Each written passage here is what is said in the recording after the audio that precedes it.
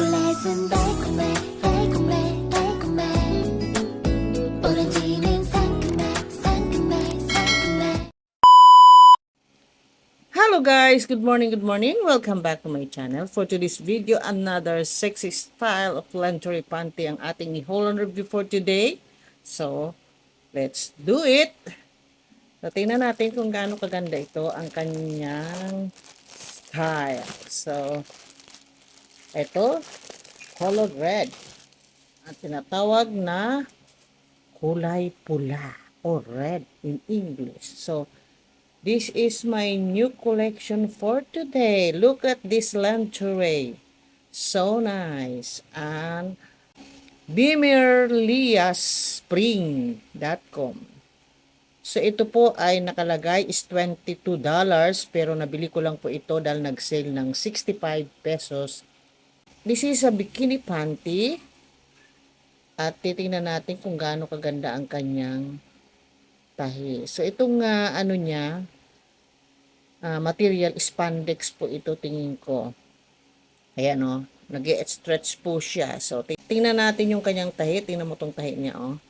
Nice po siya at yung garter niya, nice po ang pagka, very firm po ang kanyang pagka-stretch. Ayan o, hindi siya matigas. Yan, ganda ng kanyang tahi. At nakadikit lang din po itong dito.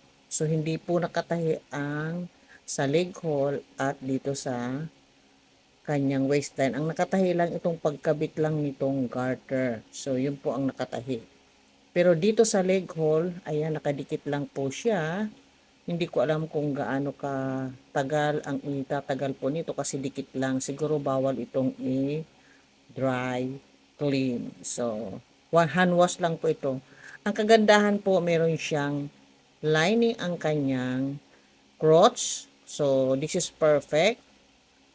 So, safe na safe po ang ating private part dito. So, maganda po ito. So, doon sa mga, may mga almo, this is for you.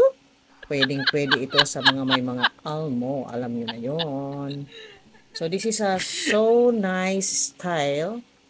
At maganda po talaga siya. At ang kanyang tela, malamig po ang kanyang tela. Nice po ang kanyang tela, malamig. So, large size po ito. At ang kanyang fabric ay 88 nylon at 12% spandex.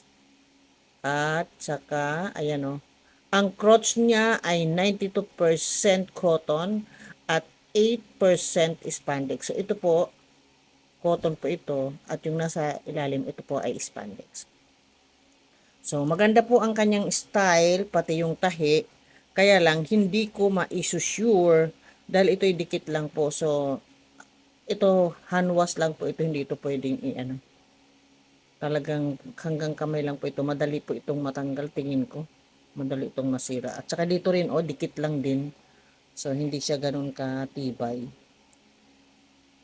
So, overall po, kapag ano mo sa style niya, nice, 2 thumbs up.